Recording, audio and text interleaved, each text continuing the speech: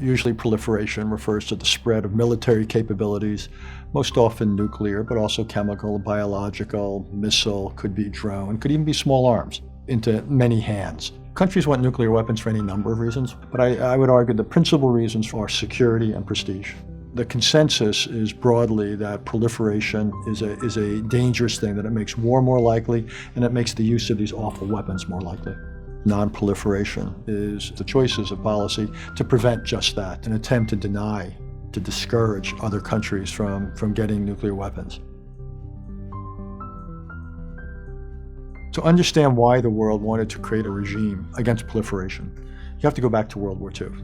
The closing event was the American use of nuclear weapons against Japan. The idea was to prevent anything like this happening, and the best way was to keep as few nuclear weapons as you could in the world, to limit the number of countries that would have them. But very quickly, the Soviet Union got them, the People's Republic of China, Britain and France got them. And by the time you established the non-proliferation regime, the Treaty on the Non-Proliferation of Nuclear Weapons by 1970, that was all reality. The whole idea was that nuclear weapons would be limited to these 5 countries, and that over time they're meant to dial down their level of nuclear weapons and ultimately eliminate them.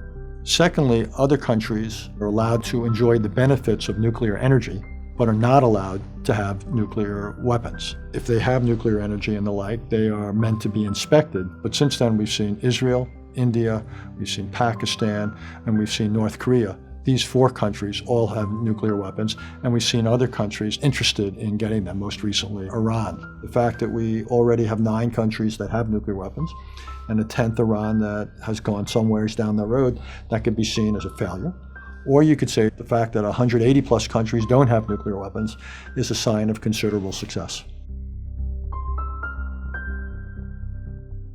The thrust of non-proliferation policy is to discourage, or if need be, to deny countries the components of nuclear weapons. This can be done through diplomacy, through sanctions, through physical interdiction. But at some point, we've seen historically that these efforts can fail. Now, once countries have a nuclear weapon, you either live with it, and you've got to think about defense, deterrence, what have you, or you can basically still use military force to try to destroy a large part of the program.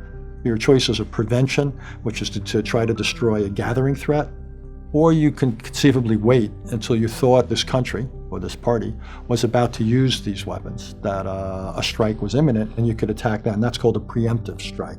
The future of nuclear proliferation and of efforts to stop it will resemble the present and the past, with one exception. Yes, we're going to continue to discourage new countries from acquiring nuclear weapons. I believe the world will continue to look for ways to denuclearize North Korea. The one area where the future could look different could be a greater concern with nuclear terrorism. Up to now, non-proliferation has largely dealt with stable nation states.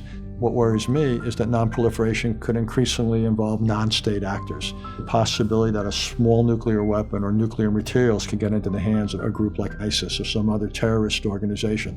I think the potential of that is greater than it ever was.